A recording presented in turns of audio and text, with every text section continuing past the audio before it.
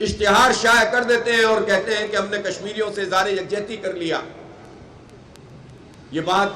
تاریخ سے ثابت ہے کہ جتنا کشمیر آزاد ہوا ہے وہ بھی بزور شمشیر آزاد ہوا ہے، اور جب بھی یہ کشمیر انشاءاللہ آزاد ہوگا اور یقیناً آزاد ہوگا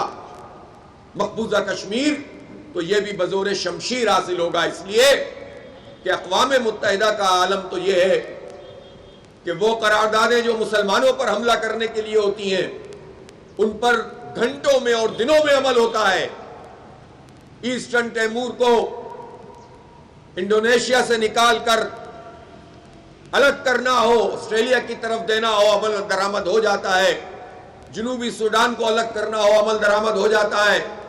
عراق پر لشکر کشی کرنی ہو، جھوٹ کی بنیاد پر عمل درآمد ہو جاتا ہے۔ افغانستان کو تہہ تیغ کر دیا جائے، اس پر عمل درآمد ہو جاتا ہے۔ لیکن فلسطینیوں کا اور کشمیریوں کے زخموں پر مرہم رکھنا ہو تو اقوام متحدہ کچھ نہیں کرتی، بلکہ اب تو دیدہ دلیری یہ ہے کہ اقوام متحدہ کے اس پلیٹ فارم کے الرغم اس کے برخلاف اس وقت کا دنیا کی ایک بڑی دہشت گرد ریاست جو بن چکی ہے امریکہ، جو اسرائیل کی جنوسائیڈ کو اور نسل کشی کو سپورٹ کرتی ہے، تو ڈونلڈ ٹرمپ اپنا ذاتی قسم کا بورڈ بناتا ہے اور اقوام متحدہ کے متوازی اور پیرلل اعلان کر دیتا ہے کہ یہ میرا بورڈ ہوگا اور اس میں یہ شریک ہوگا اور یہ شریک نہیں ہوگا، اور اقوام متحدہ اس پر خاموش ہے، اس کے خلاف کوئی کارروائی نہیں ہو رہی۔ 80,000 غزہ کے مسلمانوں کا قتل ہو گیا، جس میں 70% بچے اور عورتیں، پورا غزہ انہوں نے ملبے کا ڈھیر بنا دیا۔ اقوام متحدہ کی سلامتی کونسل تو کیا، جنرل کونسل بھی قراردادیں پاس تو کرتی رہی لیکن عمل درآمد نہیں ہوا۔ انٹرنیشنل کورٹ آف جسٹس میں نیتن یاہو کے خلاف مقدمہ چلا، اس کو مجرم قرار دیا، کوئی پوچھنے والا نہیں ہے۔ تو دنیا میں جو سامراجی طاقتیں ہیں وہی اپنا کھیل کھیل رہی ہیں اور مظلوموں کی داد رسی کرنے والا کوئی نہیں ہے۔ ہونا تو یہ چاہیے تھا کہ مسلم دنیا میں آواز اٹھتی اور ہم اقوام متحدہ کے اس پورے کردار کو بے نقاب کرتے اور ایک ایسا فورم تشکیل دیتے جو مظلوموں کی داد رسی کرنے والا ہو۔ لیکن ہمارے مسلمان حکمرانوں کا پرابلم یہ ہے کہ وہ سامراجی طاقتوں کو خوش کرنے میں لگ جاتے ہیں، وہ ان کی آشیرواد حاصل کرنے کے لیے ان کو راضی کر کے اپنی حکومت کو طویل کرنے کے لیے ہر طرح کی چیزوں سے گزر جاتے ہیں، اور اس کے نتیجے میں ہم اپنے بنیادی ایشوز کو ایڈریس نہیں کر پا رہے۔ اس لیے یہ جو 56-57 اسلامی ملکوں کی حکومتیں ہیں، ان کی افواج ہیں، یہ عملی طور پر مظلوموں کے لیے آواز نہیں اٹھاتی ہیں، ان کے لیے اقدامات نہیں کرتی، بلکہ سامراجی طاقتوں کے اشارے کے منتظر رہتی ہیں۔ ہم یہ سمجھتے ہیں کہ کشمیریوں کا مقدمہ ایک جنون مقدمہ ہے۔ کشمیریوں کی آزادی کی تحریک چاہے وہ سیاسی ہو چاہے عسکری ہو، وہ بالکل اسی طرح سے قانونی ہے جس طرح فلسطینیوں کی تحریک قانونی ہے۔ اقوام متحدہ کا چارٹر اس بات کا اعلان کرتا ہے کہ اگر کسی جگہ پر کوئی قابض فوج آ جائے تو اس کے خلاف مسلح جدوجہد کی جا سکتی ہے۔ کشمیر میں تقریباً 10 لاکھ ملٹری اور پیرا ملٹری فورسز موجود ہیں، اور دنیا کی یہ ایک جیل کا منظر پیش کرتا ہے مقبوضہ کشمیر، اور وہاں پر کوئی حق حاصل نہیں ہے لوگوں کو کہ وہ آزادی سے کوئی بات کر سکیں، کوئی اپنا میسج دے سکیں، اور جو ان کی قانونی پوزیشن تھی، انٹرنیشنل پوزیشن تھی،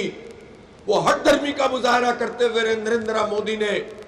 اپنے ہندوتوا کے منصوبے کو پورا کرنے کے لیے 5 اگست 2019 کو آرٹیکل 370 اور 35A کو منسوخ کرتے ہوئے اس کو اپنی ریاست ڈکلیئر کر دیا، اور بدقسمتی یہ ہے کہ پاکستان نے اس میں اپنا کوئی کردار ادا نہیں کیا۔ پاکستان کو پوری دنیا میں مودی کو بے نقاب کرنا چاہیے تھا، پوری دنیا میں بھارت کے خلاف ایک محاذ بننا چاہیے تھا، لیکن چند منٹ کی خاموشی اور چند منٹ سڑک پہ آ کر ہم نے اپنے اس مقدمے کو اس طرح سے نہیں لڑا جس طرح اس کا حق بنتا تھا۔ اب صورتحال یہ ہے کہ 32 لاکھ 35 لاکھ کے قریب جو ڈومیسائل ہیں وہ دے دیے گئے ہیں جموں و کشمیر کے ہندوستان کے دیگر علاقوں کے لوگوں کو۔ صورتحال یہ ہے کہ مسلمانوں کو اقلیت میں تبدیل کیا جا رہا ہے، صورتحال یہ ہے کہ ان کی گھروں کو تاراج کیا جا رہا ہے،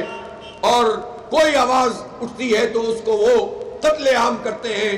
لاک ڈاؤن کر دیتے ہیں، آبادیوں پر حملہ آور ہوتے ہیں، لیکن پاکستان کی حکومت ان کا مقدمہ نہیں پیش کر رہی۔ پوری دنیا میں جس طرح کشمیریوں کے حوالے سے بات ہونی چاہیے اور بھارت کو بے نقاب ہونا چاہیے، وہ کام نہیں کیا جا رہا، اور یہی وجہ ہے کہ بھارت اپنے قدم آگے بڑھاتا چلا جا رہا ہے۔ یہ الگ بات ہے کہ جب اس نے انتہا کر دی اور پہلگام کا جھوٹا واقعہ کیا اور پاکستان پر حملہ آور ہوا، تو الحمدللہ ہماری طرف سے جو جواب گیا، اس جواب میں اس کی طبیعت تو صاف کی ہے، لیکن اس جواب کے بعد جو کام ہونا چاہیے تھا، اس شاندار فتح کے بعد اس کا جو تسلسل ہونا چاہیے تھا، وہ ٹرمپ کے دھوکے میں آ کر یا اس کی آشیرواد حاصل کرنے کے چکر میں ہم آگے نہیں بڑھ سکے ہیں۔ بات اتنی کافی نہیں ہے کہ ٹرمپ اپنی تقریروں میں یہ کہہ دے کہ بھارت کے اتنے جہاز گرے تھے۔ ہمیں یہ بتایا جائے کہ جب جنگ بندی کی گئی تھی تو اس وقت یہ کہا گیا تھا کہ ٹرمپ ثالثی کرے گا۔ ٹرمپ نے اب تک ثالثی کیوں نہیں کی؟ اور اگر ثالثی ہوگی تو اس کا ایجنڈا کیا ہوگا؟ ہم کسی ایسی ثالثی کو نہیں مانتے جو کشمیریوں کے حق کے خود ارادیت کے خلاف ہو۔ ہم کسی ایسی ثالثی کو نہیں مانتے جو ان کے بنیادی رائٹ کے خلاف ہو، سیلف ڈٹرمنیشن کے خلاف ہو۔ اگر اس کے خلاف کوئی ثالثی کی جائے گی، اسے کسی صورت میں پاکستانی قوم تسلیم نہیں کرے گی۔ ہم یہ پوچھنا چاہتے ہیں کہ جب جنگ بندی کی گئی تھی تو اس وقت کہا گیا تھا کہ یہ پانی کا مسئلہ، انڈس واٹر ٹریٹی کا مسئلہ ہم حل کریں گے، اور بھارت نے جو ہمارے پانیوں پہ کنٹرول حاصل کیا ہے اس کو ہم ختم کر دیں گے۔ ہم سے کہا گیا تھا کہ کشمیر پہ بات ہوگی،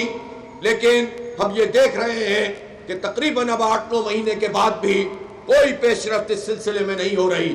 بلکہ ہو یہ رہا ہے کہ فلسطین میں جو پیس بورڈ کے نام پر ناٹک رچایا جا رہا ہے، پاکستان نے اس میں شرکت کر کے پاکستان کے 25 کروڑ لوگوں کی توہین کی ہے۔ اور آگے کے مراحل تو یہ ہے کہ امریکہ کا یہ دباؤ ہوگا کہ وہ ISF یعنی انٹرنیشنل اسٹیبلائزیشن فورس میں شامل ہوں۔ گویا اس کا مطلب یہ ہے کہ فلسطینیوں کی مدد کرنے کے بجائے اسرائیل کی مدد کی جائے گی، اسرائیل کے خلاف لڑنے کے بجائے حماس کو ڈسارم کرنے میں معاونت کی جائے گی۔ اور اگر یہ کام پاکستانی فوج سے لیا گیا تو پاکستان کی قوم کسی کو بھی معاف نہیں کرے گی۔ اس لیے اس سے حکمران باز رہیں، کشمیر کا مقدمہ لڑیں۔ بھارت ایک کمزور وکٹ پر ہے۔ خود بھارت میں درجن بھر سے زیادہ آزادی کی تحریکیں موجود ہیں، لیکن اس کو پوری دنیا کے سامنے پیش کرنے کے لیے جو ڈپلومیسی کے محاذ پر جو کام کرنا چاہیے وہ پاکستان کا خارجہ ڈپارٹمنٹ وہ نہیں کر رہا ہے۔ وزارت خارجہ ہو یا پاکستان کی حکومت ہو، اس کے وزیر اور مشیر ہو، اپنا کردار ادا نہیں کر رہے۔ بھارت میں آسام میں تحریک موجود ہے، اروناچل میں تحریک موجود ہے، اور وہاں پر یہ 7 سسٹرز، وہاں پر لوگ عدم اطمینان کے ساتھ بھارتی حکومت کے خلاف ہیں۔ وہاں تامل ناڈو، وہاں نکسل باڈیز کی تحریک اور بے شمار آزادی کی تحریکیں موجود ہیں۔ بھارت میں مسلمانوں کے خلاف جو کچھ ہو رہا ہے اس کو بے نقاب جس طرح کرنا چاہیے وہ نہیں کیا جا رہا۔ وہاں مسیحیوں کے خلاف جو کچھ ہو رہا ہے، وہاں دلتوں کے خلاف جو کچھ ہو رہا ہے، یہ جو برہمن سامراج کا مائنڈ سیٹ ہے، یہ جو ہندوتوا کا خواب مودی دیکھتا ہے، وہ کسی کو قبول کرنے کے لیے تیار نہیں ہے، اور وہاں کی ہر اقلیت کو نشانہ بنایا جاتا ہے۔ لہٰذا یہ تو ایک اشتراک کا معاملہ ہو سکتا ہے، پوری دنیا میں مشرق اور مغرب میں بھارت کو ایکسپوز کر کے آئسولیٹ کیا جا سکتا ہے، لیکن اس کے لیے حکومت کو اپنا کردار ادا کرنا ہوگا۔ اس لیے ہماری یہ ریلی ہو یا احتجاج ہو، ہماری یہ جد و جہد ہو،